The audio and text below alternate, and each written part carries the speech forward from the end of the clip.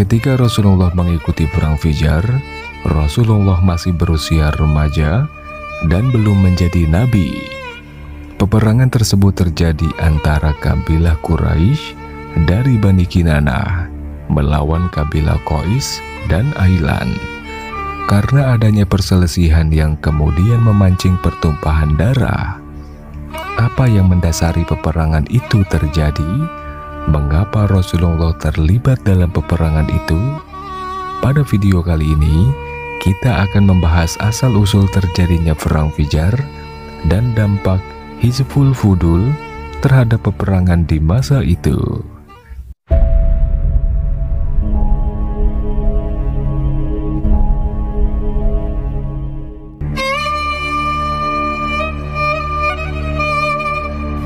Assalamualaikum warahmatullahi wabarakatuh.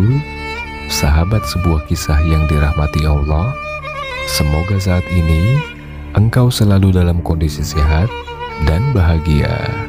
Amin ya robbal alamin. Dengan ridho Allah, saat ini kita akan membahas tentang perang Fijar. Mengapa dinamakan perang Fijar? Yakni karena telah terjadi pelanggaran terhadap ketentuan yang berlaku pada bulan-bulan suci, di mana saat itu bulan terlarang untuk berbuat kemungkaran. Pada peperangan yang pertama, terdapat 3 insiden. Peperangan pertama disebabkan karena ada seseorang yang bernama Badr bin Ma'syar al-Ghifari berbicara dengan angkuh di depan orang banyak. Dia berkata, "Saya adalah orang Arab paling mulia. Siapa yang mengaku dirinya lebih mulia daripada aku, pedang akan memenggal kepalanya."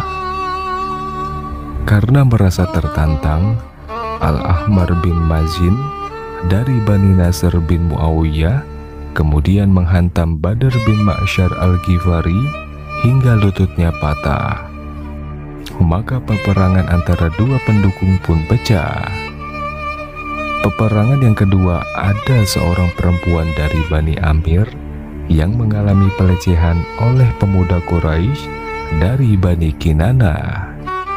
Ketika perempuan itu duduk di pasar Uqaish, gaun dari perempuan itu disingkapkan.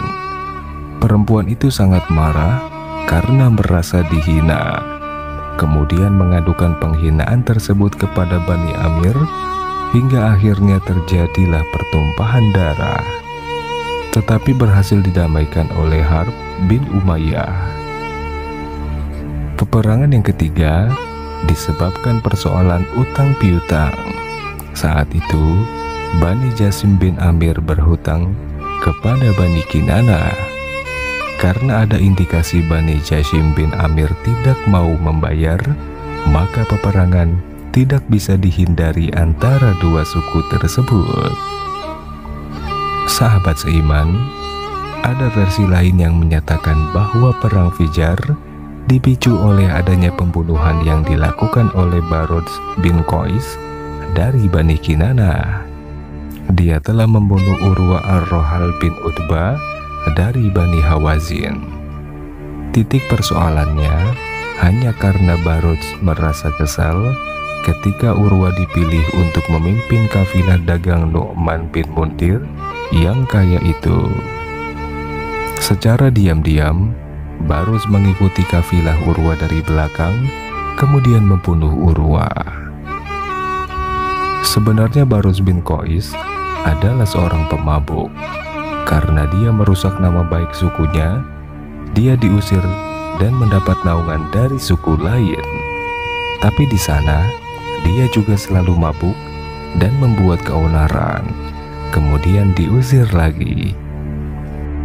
Hingga akhirnya, Harb bin Muawiyah, ayah dari Abu Sofyan, menampung di sukunya dan hampir Barud bin Qais diusir kembali karena selalu berbuat onar. Dikarenakan perlindungan dari Harb suku Quraisy inilah, Bani Hawazin menyerang suku Quraisy ketika Barud bin Qais membunuh Urwa bin Utbah. Ketika itu adalah bulan suci, bulan yang tidak diperkenankan bagi siapapun untuk melakukan kemungkaran seperti halnya menumpahkan darah. Karena saat itu suku Quraisy melindungi Baroj, Bani Hawazin mengumumkan perang terhadap Quraisy untuk membalas kematian Urwa. Perang pun pecah pada bulan suci itu. Selama 4 tahun berturut-turut, kedua belah pihak saling menyerang satu sama lain. Tahukah sahabat, dalam pertempuran itu, pada awalnya Nabi Muhammad SAW bertugas memunguti anak panah lawan yang berjatuhan, kemudian memberikannya kepada paman-pamannya. Namun, pada tahun-tahun berikutnya, beliau juga meluncurkan panah ke arah lawan untuk melindungi paman-pamannya ketika usianya genap 15 tahun. Setelah lamanya peperangan berlanjut, akhirnya berakhir dengan perdamaian ala pedalaman. Pihak yang korbannya lebih sedikit harus membayar ganti rugi kepada pihak lainnya sesuai dengan jumlah selisih kelebihan korban. Pada peperangan itu, pihak Quraisy yang lebih sedikit korban dan harus membayar kelebihan korban sebanyak 20 orang Hawazin. Peperangan-peperangan yang terjadi antara klan maupun suku di Mekah pra-Islam memang gampang sekali terjadi. Selalu saja ada pihak-pihak yang memulai provokasi yang berujung kepada pertumpahan darah. Pada akhirnya ada sebuah kesadaran yang muncul dalam diri mereka bahwa peperangan demi peperangan, baik antar kabilah maupun suku yang terjadi, hanya akan memperlemah negeri dan kesejahteraan mereka. Bila tidak dicegah, Mekah akan runtuh dan kehilangan perannya sebagai area perdagangan, pusat seni, dan penjarahan bangsa Arab Arabia, maupun sebagai tempat singgah bagi para kafilah dagang sebelum melanjutkan perjalanan bisnisnya. Peraturan yang bersifat adil demi menjaga kepastian keamanan bagi para pedagang dan peziarah yang datang ke Mekah mulai diwujudkan. Kala itu, para elit Mekah ini tidak ingin gaya hidup mereka yang suka berpesta, berjudi, main perempuan, mabuk-mabukan, serta pamer kekayaan maupun kekuasaan terhenti gara-gara peperangan. Meskipun demikian, di antara kehidupan jahiliyah pra-Islam masih ada sosok manusia berbudi luhur yang melihat kesempatan penegakan aturan lewat perjanjian yang menyeluruh. Hal ini sebagai upaya menegakkan hukum yang lebih rasional, manusiawi, dan menjaga moralitas lebih tinggi.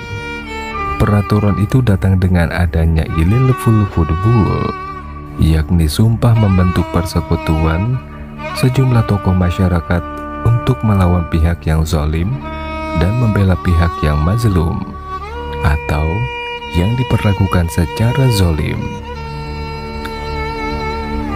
Perjanjian kebulatan tekad atau sumpah setia yang disebut Hilful Fudbur itu disepakati pada bulan suci Zulqa'dah. Penggagas perjanjian bersejarah ini adalah Abdullah bin Jid'an dan Zubair bin Abdul Muthalib. Dalam penyusunan peraturan tersebut, hampir seluruh kabilah Quraisy berkumpul dan menghadirinya. Mereka terdiri dari Bani Hashim, Bani Al-Muthalib, Asad bin Abdul Uda, Zahrah bin Kilab, dan Timi bin Murrah. Mereka semua berkumpul di kediaman Abdullah bin Jud'an At-Timi karena pertimbangan usia dan kedudukannya. Isi dari perjanjian tersebut menyepakati bahwasannya untuk tidak membiarkan orang-orang dizalimi di Mekah, baik dia penduduk pribumi maupun pendatang. Apabila hal itu terjadi, mereka akan bergerak menolongnya hingga yang bersangkutan mendapatkan haknya kembali. Peristiwa ini dijelaskan dari Abdullah bin Auf radhiyallahu anhu. Rasulullah SAW pernah bersabda, Aku menghadiri sebuah perjanjian di rumah Abdullah bin Jud'an. Tidakkah ada yang melebihi kecintaanku kepada unta merah kecuali perjanjian ini? Andai aku diajak untuk menyepakati perjanjian ini di masa Islam, aku pun akan mendatanginya. Hadis riwayat Al-Baihaqi. Baiklah sahabat, sebuah kisah yang dirahmati Allah. Begitulah kisah perang Fijar dan Hilful Fudbur ketika Rasulullah SAW masih berusia remaja. Semoga kisah ini bisa memberikan manfaat pengetahuan bagi kita semua. Sampai jumpa di video bermakna selanjutnya. Jika sahabat suka dengan video ini, silakan tekan like dan subscribe, dan dislike jika tidak suka. Mohon maaf jika terdapat kesalahan. Saya akhiri. Wassalamualaikum warahmatullahi wabarakatuh.